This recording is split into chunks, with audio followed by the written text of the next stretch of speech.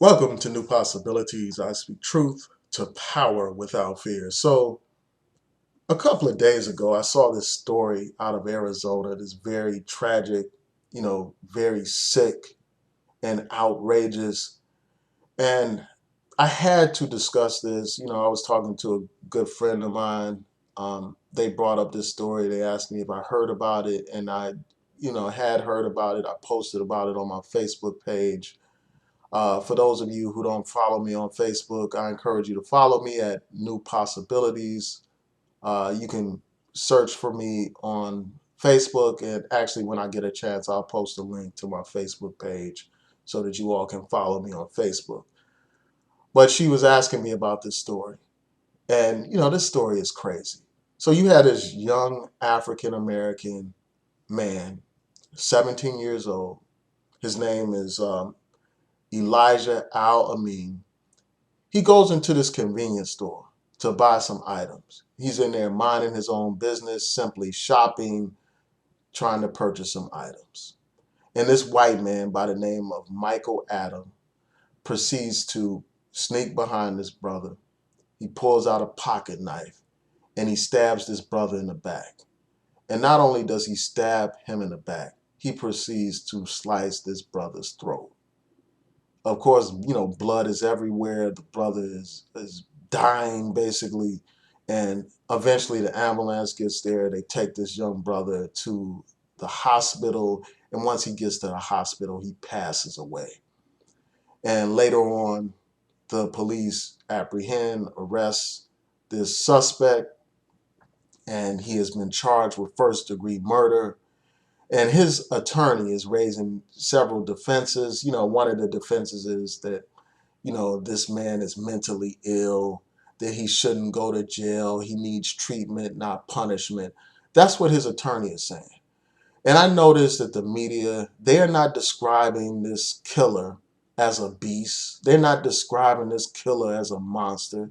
They're not describing this killer as a terrorist or as a racist or any of that stuff. They're not describing him as a thug or anything like that.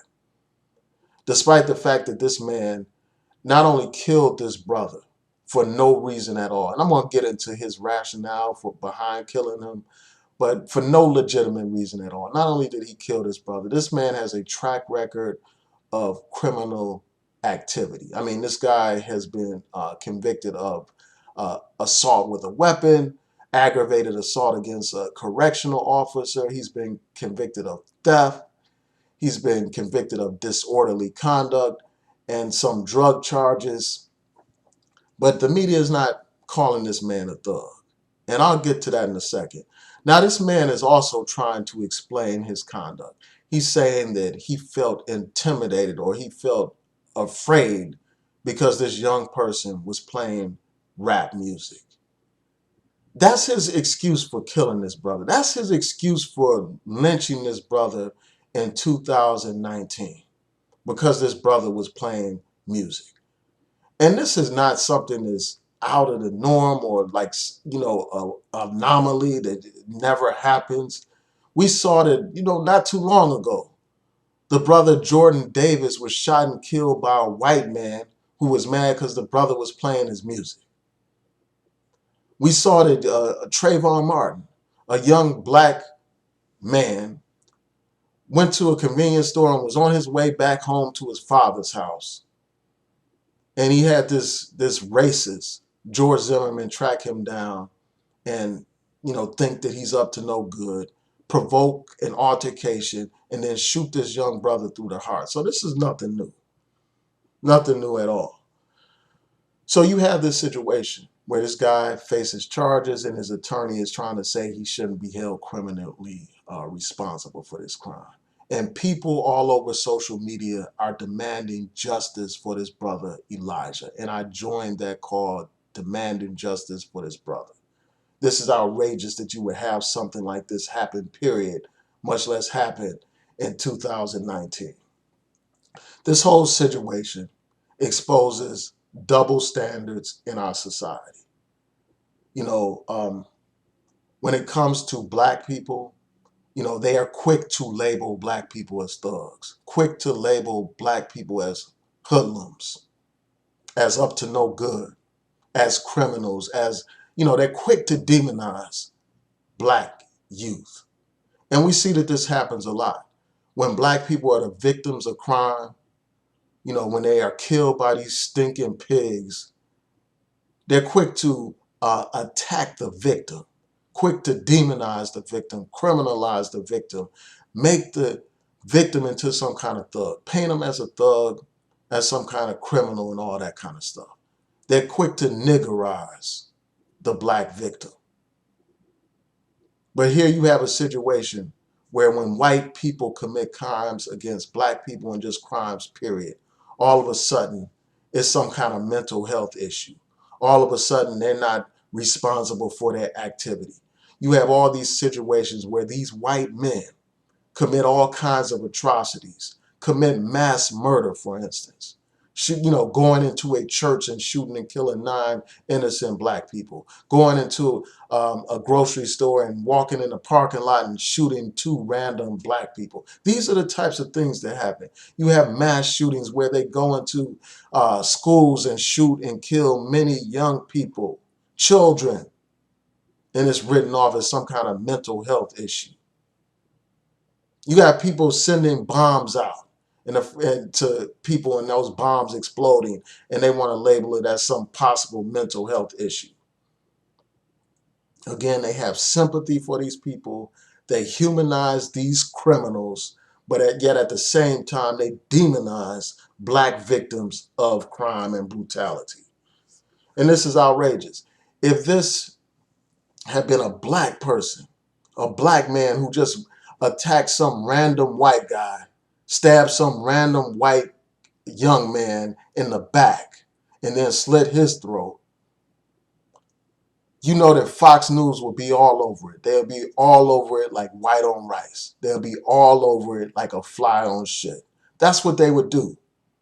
Non-stop coverage, attacking that criminal, and rightfully so, but racializing it, making it into an issue of this black person targeting this white person. That's what they would have done.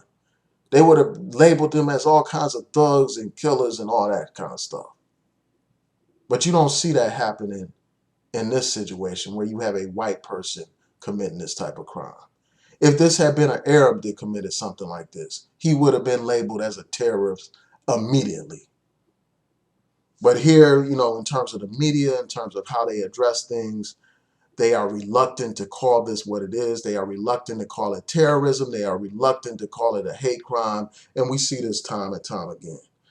And another thing, and that's just an example of the kind of privilege that white people have in the society where, even when they commit crimes, brutal crimes, killing people, the press, the criminal justice system, and society at large has sympathy for these killers. They make excuses for these killers. They try to say that they're not mentally stable. They try to say that they were suffering from, social conditions and all that kind of stuff. Making excuses for these people, coddling these criminals. That's what they do. But when it comes to black people, they don't have that kind of sympathy. When it comes to black people, instead of that person being judged as an individual for committing that individual crime, black men are collectively racially profiled and collectively punished. That's what happens. But when it comes to these white men committing these crimes, they are judged as individuals. There is no racial profiling of white men. And this is outrageous. Another thing is this situation is just another example of the fear that many white men have of black men. And we know that this fear goes back to slavery days. This fear was epitomized in that film Birth of a Nation, the original Birth of a Nation, of a Nation, where they showed you how much they feared black men. And we see that fear today, whether we're talking about a situation like the Trayvon Martin case, where you had this killer, assume that this brother was up to no good, track this brother down and kill this brother. Whether we're talking about Jordan Davis, in a car listening to some music with a friend, lynched for that. And you have other situations where young black men are targeted and killed.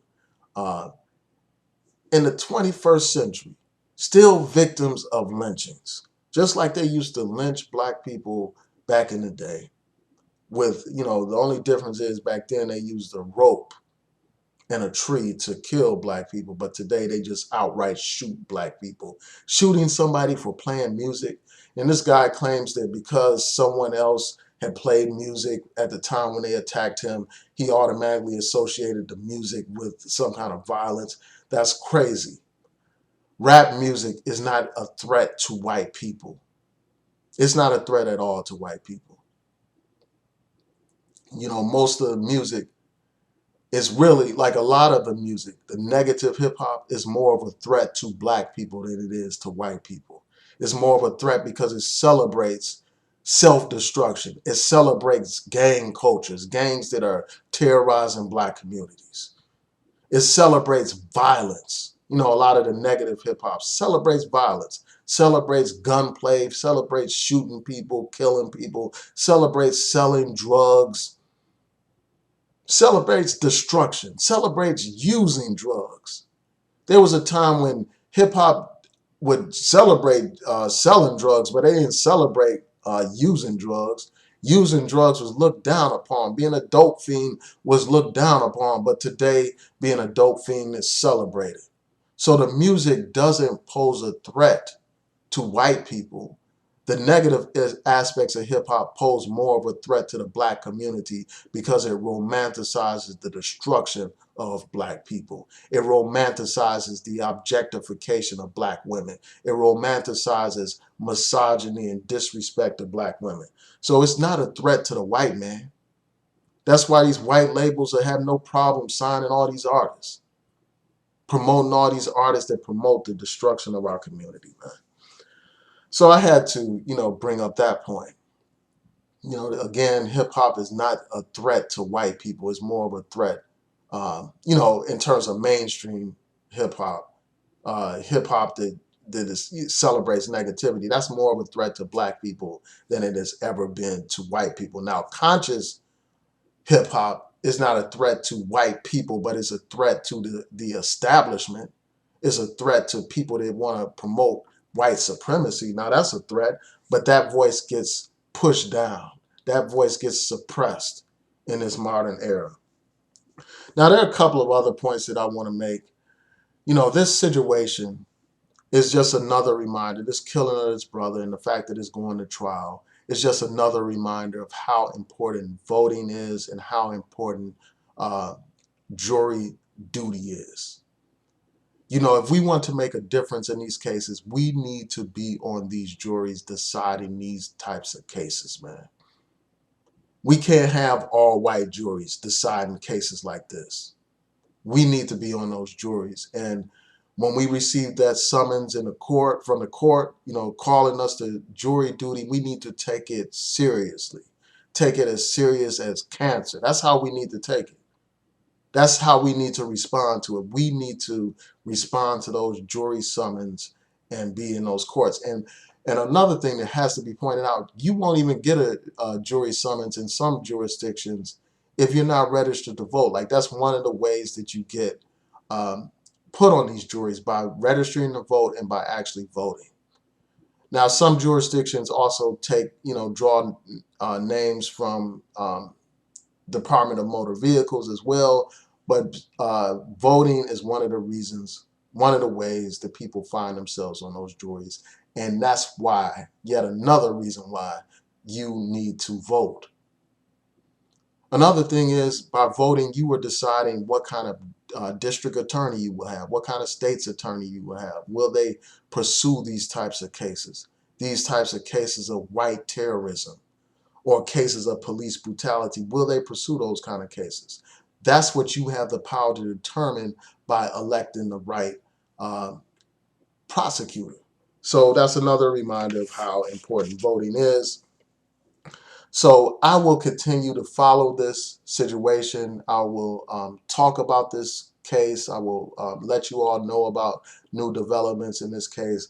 We need to continue to push for justice for Elijah. And this is another reminder of how important it is for us as a community to be prepared to defend ourselves from white terrorism. So with that, I want to say peace and blessings to each and every one of you. Have a wonderful day.